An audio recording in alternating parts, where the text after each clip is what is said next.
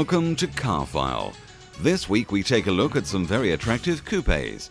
Ken Gibson lets the Nissan Skyline take him for a ride, and we ask Audi just how important the coupe is to their range. But first, Richard Hammond admires the Peugeot 406.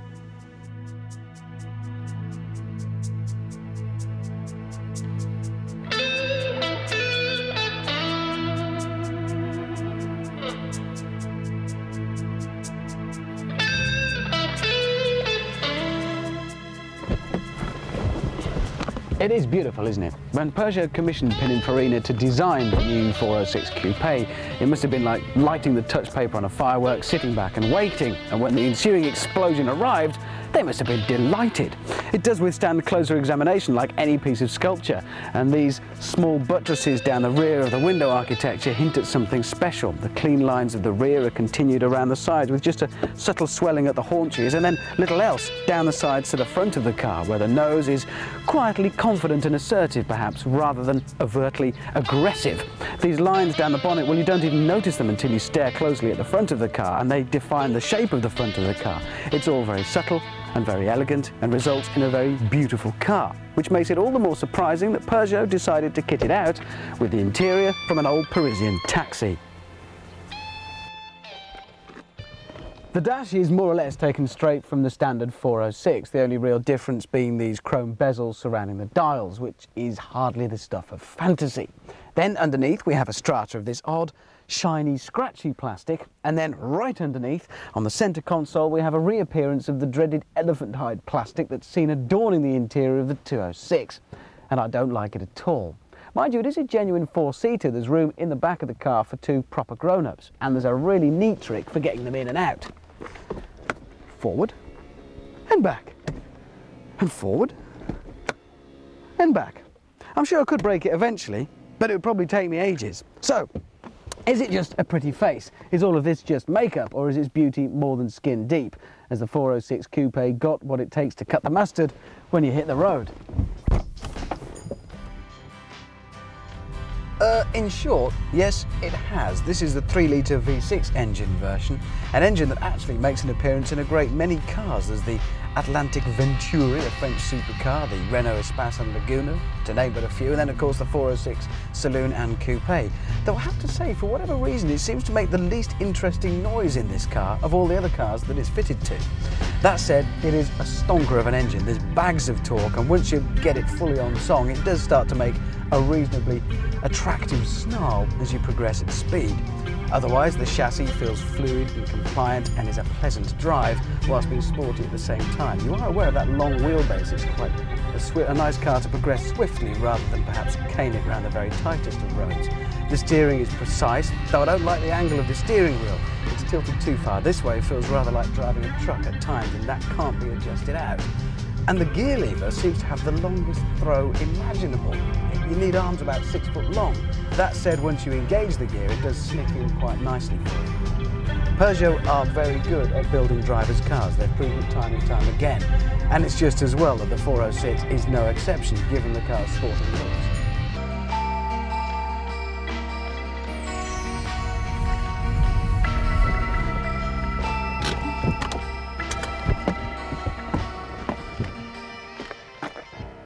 But I'd like to introduce an annoying pseudo-philosophical argument here. The 406 Coupe is a beautiful car. It's also a mainstream car, and beauty is seldom mainstream. Some of the cars acknowledged to be the most beautiful in the world, well, part of their appeal is due to their rarity and exclusivity. Now, the 406 Coupe might be the kind of car that sends the fleet manager disappearing to the toilet with a picture of it, but it can hardly claim to be any sort of piece of automotive exotica. That's what's led it to become almost invisible on the road. When I first saw it at a motor show, I was stunned that Peugeot could produce such a beautiful car. Now, not far down the road, it's become just another company car, precisely because Peugeot make it. I'm sure there's a conclusion to be drawn from that. Damned if I know what it is, though. Its beauty is more than skin deep. The handling is exploitable without being challenging. The engine's strong, and the face, well, gorgeous. Price-wise, at between 20 and 27 grand, it does sit rather awkwardly between more cheap and ordinary coupes and the likes of the Volvo C70, the BMW 3 Series Coupe, Saab 9.3, Mercedes CLK, and of course the Ford Kuga. And it is always going to be let down and hampered by its miserable interior and by its almost impossible good looks that render it pretty much invisible in a crowd, in much the same way that some supermodels complain that no one ever has the nerve to chat them up in bars. We spoke to Audi and BMW about the importance of coupes in their range. It's very important because there are a large number of folk who are keen to have a car which carries that sort of coupe style and that kind of fashion that goes with coupe cars. And in fact, it's been such a successful car for us during the last 10 years. We take, of the coupe market in the UK, we take 30 to 35%, a third or more, which is a fantastic result, and I think it is a testament to the success of that coupe principle. The coupe is a very important part of our range, and in the past we have had bigger Audi coupes. At the moment we have the TT coupe, but there is another car coming in the future which will be not an alternative to the TT, a bigger car and a coupe again.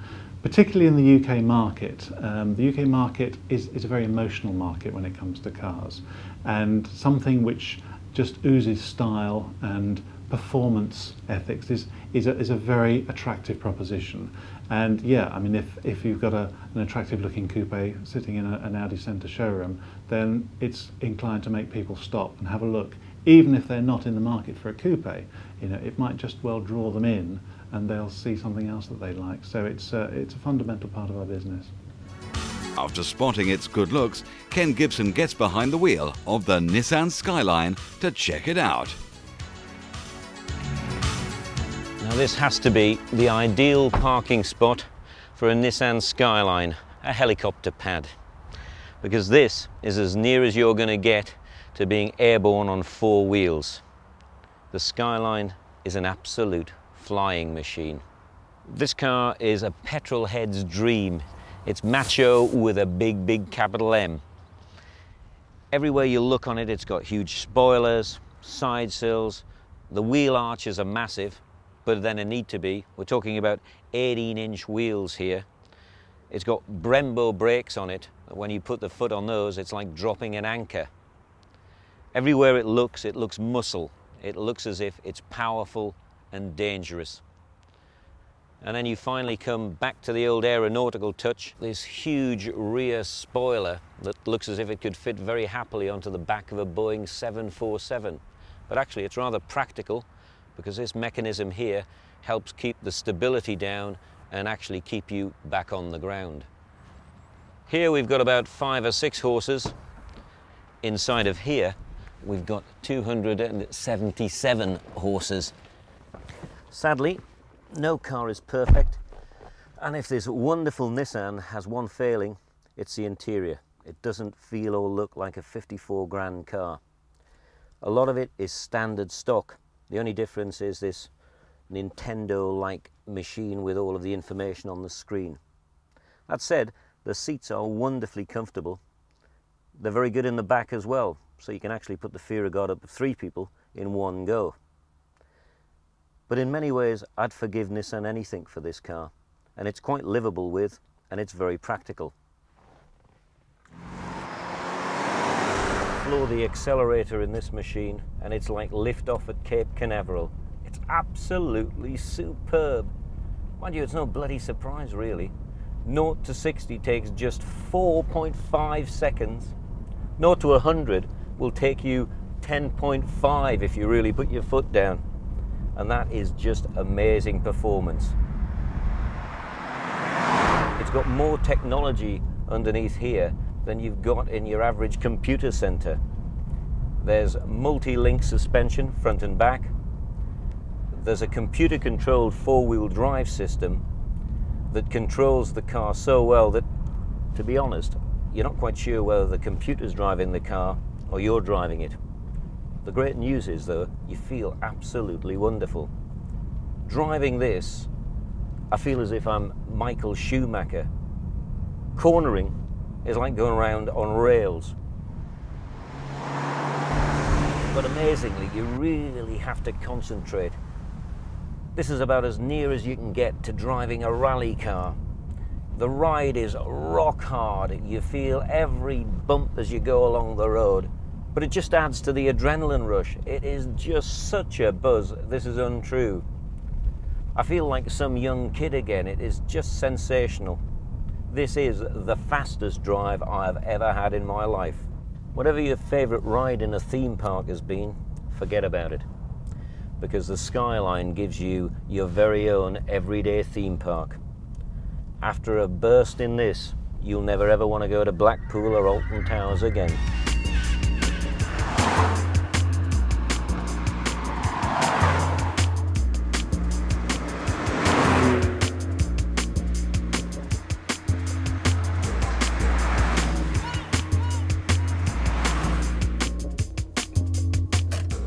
Down in the supercar jungle, there's an all-new king, and that's the Nissan GTR.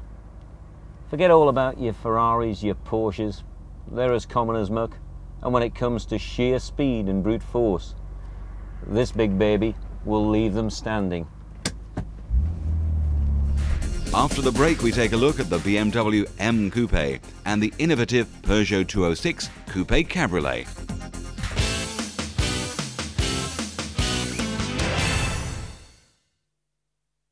The M Coupe is probably one of the most inspirational driver's cars on the market, so we let Richard Hammond be inspired. Like the Dodo, the woolly mammoth and the friendly bank manager, the sports coupe was seemingly extinct, lost forever with old favourites like the Jaguar E-Type and the Scimitar GTE. And then we, the car-buying public, regained an interest in buying quirky and thirsty but damnably attractive cars, and the sports coupe was reborn. And BMW are right in there with this, the M Coupe. Now, usually manufacturers develop a roadster from their hard-topped equivalent, a bit like taking the top off a boiled egg, really. But not with the M Coupe. BMW did it the other way around.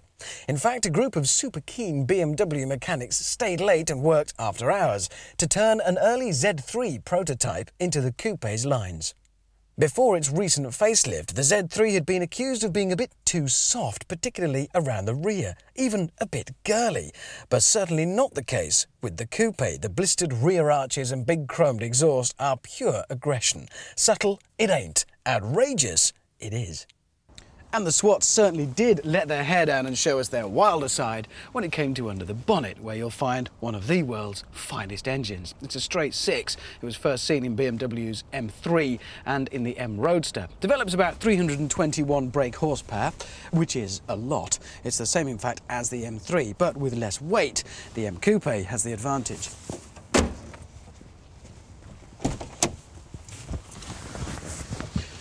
You really do climb down into these leather-lined sports seats where you'll find there is electric adjustment fore and aft and for the height, and manual adjustment for the backrest. Now, smaller drivers will have no difficulty at all in finding a nice, comfortable driving position, but those over 6 foot might find it's a bit of a challenge in here in the headroom department. As you'd expect from BMW, the quality of the interior is right up there with the best. Chrome surrounds the gear lever and the dials. You'll find air conditioning and a radio cassette player come as standard. There are those who might say that in a £41,000 car they'd expect to find a compact disc player as standard as well, but I say that's rather missing the point. Let's not get too caught up on all the little bells and whistles here.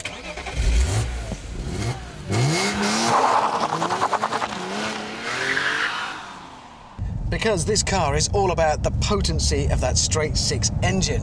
Unusually for a car manufacturer, BMW make quite a conservative claim for the 0 to 60 time of about 5.7 seconds, whereas in the dry, times of under 5 seconds have been recorded. And if the Autobahn is long enough and your nerves are strong enough, you'll hit 155 miles an hour before the rev limiter cuts in to spoil your fun. Boo! It's the in-gear times that put this car into context. In top gear, 50 to 70 miles an hour takes just 6 seconds. A Lotus Esprit GT3 takes 8.3, and even BMW's own mighty M3 7.9 when completing the same test. All of the controls are precise and fingertip light, and there's plenty of feedback through that enormous steering wheel as you stare ahead down the very long bonnet. And like a thin sheet on an old mattress, you feel every single bump, as you should in a proper sports car. Also, as you should in a proper sports car, it's got incredible brakes. From 60 miles an hour to a standstill comes in about 2.8 seconds, which is extremely impressive. Having said that, there perhaps isn't as much feel through the brakes as there could be. Let's get back to that eggshell business. Think about the difference it makes to the rigidity of the structure when you have the top on or off, and you'll understand why the coupe will outhandle the Roadster. In the dry, those huge Michelin pilots offer enormous amounts of grip. In the wet, however, you do need to be a little more gentle with the right foot. The surface area of rubber on those tyres, combined with 321 brake horsepower, can lead to some rather tail-happy slides. In an age where BMWs have been accused of losing their soul, the M Coupe points to a rawer type of BMW that we know and love, but also a car that seems almost to have been forgotten. BMW have made themselves a muscle car.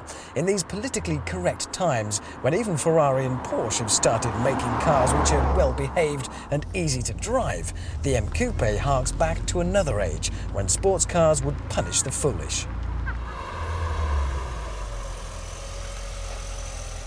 BMW say that the M Coupe is a rival for the Porsche 911, but on paper that would seem unlikely. The Porsche is £25,000 more expensive and these days more refined, giving swifter, though arguably less involving and exciting performance. Maybe the truth is that the direct competition for this car hasn't been made for about 20 years, and the M Coupe is practically in a class of its own, appealing perhaps to buyers of the old school 911s who like their performance fast and scary.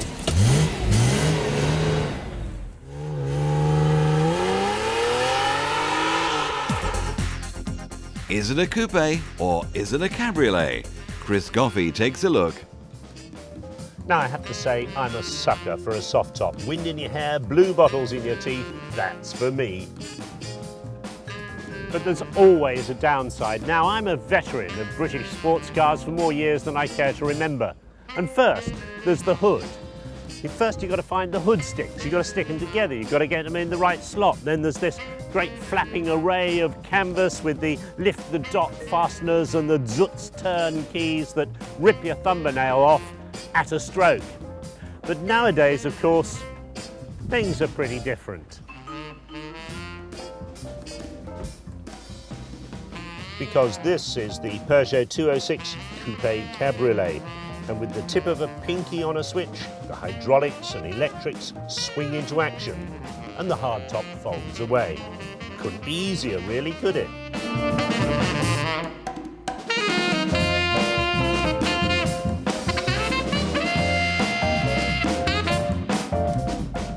One day. It's amazing how the image of Peugeot has changed over the years. They used to be manufacturers of worthy, durable but dull cars for the French middle class. And they were going down the slippery slope towards oblivion and bankruptcy, and then along came the 205, and that changed everything. It was youthful, it was fast, it was light, it was cheerful, and in GTI mode it was the ultimate hooligan's roller skate. And the 205 almost single-handedly changed the whole image of Peugeot. Well, now this, the 206 Coupe, is the latest example of their appeal to young people.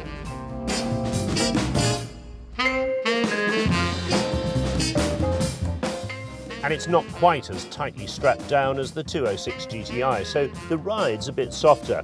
However, it's still got that 206 skateboard feel, pin-sharp steering, instant response from the wheel, and tremendous grip. Brakes are good too. That gets ABS as standard with EBFD, an electronic system that gives you maximum brake performance in an emergency.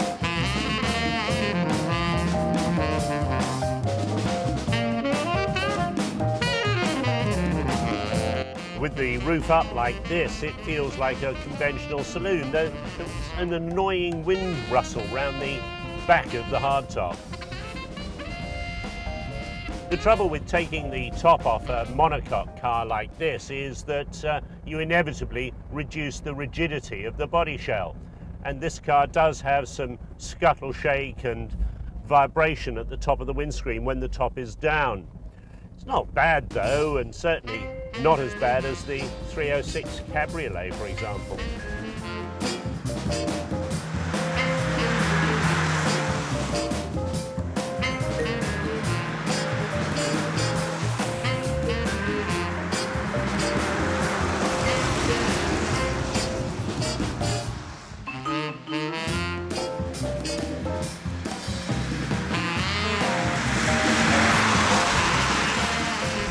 changed cars, and this one is fitted with the red interior. Red leather really looks good and I think is an ideal colour combination.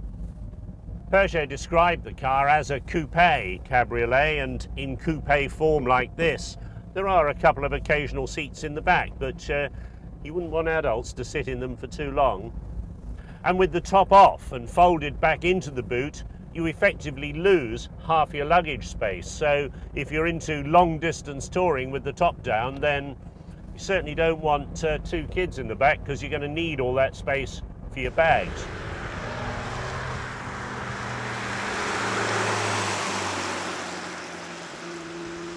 Peugeot first showed this as a concept car in Geneva 2 years ago. The press liked it and so did the public, so they decided to build it. And they've done very well in engineering terms to get it to market this quickly. The lines are pretty similar to 206, except the windscreen comes further back with much more of a sweep, and the bulkhead at the top here is actually quite close to your forehead, and the screen pillars are very thick indeed. The colours are interesting, and Peugeot provides you with their recommendations for the internal trim. You notice you can have green, grey, black, blue, but if you choose the red one, then you can only have grey and black coloured seats. If I had a red one, I'd want red seats, for goodness sake. At the end of the day, you've got to decide whether you want a coupe like this or a more traditional Mazda MX-5 or MGF. Personally, I'd take the Mazda MX-5, but then I'm a boring old sports car traditionalist. Join us next week for more Car File.